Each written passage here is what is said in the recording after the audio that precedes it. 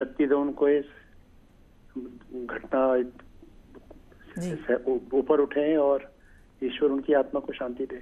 जी विजय बहुगुणा जी, आपने भी एक लंबा राजनीतिक सफर तय किया है इंदिरा हृदय जी के साथ। पार्टी के अंदर भी इनकी एक मजबूत दावेदारी हमेशा रही है, लेकिन अब हाँ।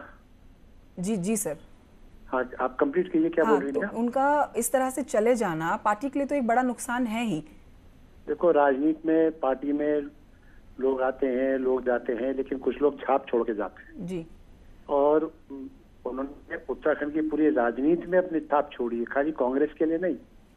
एक राजनीति के क्षेत्र में एक वैक्यूम हुआ है और वो महिला बहुत, मैंने कहा ना, उस विराट महिला का कद किसी दूसरे का नहीं है अभी हमारे उत्तराखंड में। जब से उत्तराखंड की राजनीति आप देख रही हैं और नेता प्रतिपक्ष थी, और सबसे बड़ी बात ये थी कि वो स्पष्ट थी। वो ये नहीं कि उनके मन में कुछ और दिमाग में कुछ और हृदय में कुछ, और जो उनको सही लगता था वो करती थी। जी सर, राजनीति से हटके अगर बात की जाए तो आपकी उनसे मुलाकात हुई हो, कुछ ऐसी बातें जो आप हमसे शेयर कर सकें, कोई ऐसी याद जो आपको हमेशा आगे याद रहे?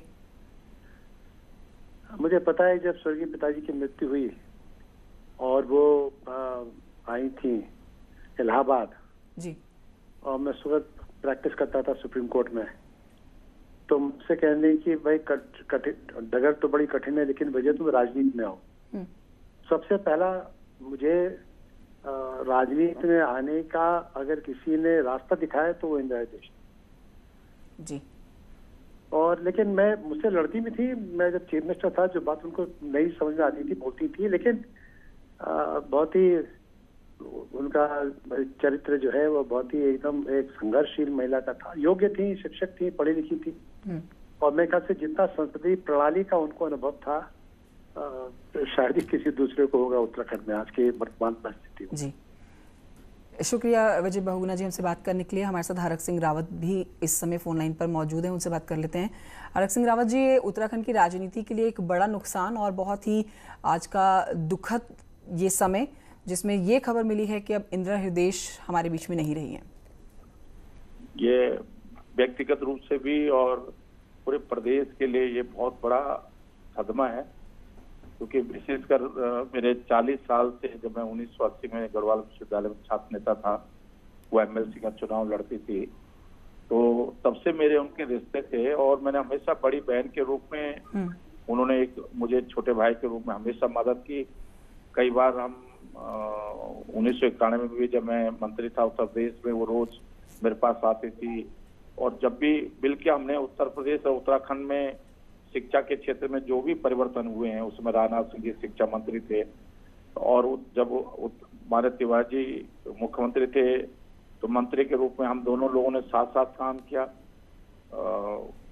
बहुत, मैं सोचता हूँ कि एक अभिन्न जैसा रिश्ता था। अभी 2 दिन पहले उनका मुझे फोन आया था और ऐसे ही हालचाल पूछने के लिए फोन किया था। मेरा हौसला बढ़ाने लगे कि भैया तुम अच्छा काम कर रही हो, अपना ध्यान रखो, लेकिन इसी तरह काम करते रहो। मैं अभी सोच भी नहीं पा रहा हूँ कि 2 दिन पहले जिस महिला ने, जिस नेता ने मुझे फोन किया और अचानक आज वो हमारे बीच में नहीं है, ये एक हादसा है। मैं सोचता हूँ हम सबके लिए, और शब्द नहीं है ये इस दुख को व्यक्त करने के लिए हमारे पास, कि किन शब्दों में विश्वास ही नहीं हो रहा कि आज हमारे बीच में नहीं हो, क्योंकि मैंने हमेशा उनको काम करते हुए देखा है। और आज चाहे हल्द्वानी हो, चाहे प्रदेश में पीडब्ल्यूडी मिनिस्टर के रूप में गांव-गांव तक सड़क ले जाने में उनका बहुत बड़ा योगदान रहा है। वित्त मंत्री के रूप में उत्तराखंड में बहुत उन्होंने काम किया है, और आज विश्वास ही नहीं हो रहा। जब ये समाचार मुझको मिला तो मुझे विश्वास ही नहीं हुआ, क्योंकि कल ही समाचार दिल्ली से आया था कि वो कांग्रेस की मीटिंग में दिल्ली में सम्मिलित हुई, और अचानक ये समाचार आना हम सबके लिए बड़ा हादसा है और सदमा है हमारे लिए। और इससे भरपाई को उत्तराखंड में सोचता हूँ पूरी महिलाओं के प्रेरणा स्रोत थी वो।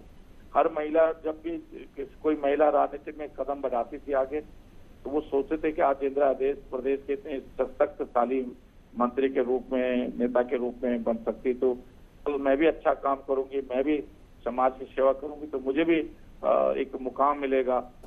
वो मैं सोचता हूँ कि और जितना संसदीय ज्ञान, जितना शिक्षा के क्षेत्र में, या जो उनके पास जानकारी थी, और जिस तरह वो अधिकारियों से काम लेना जानते थे,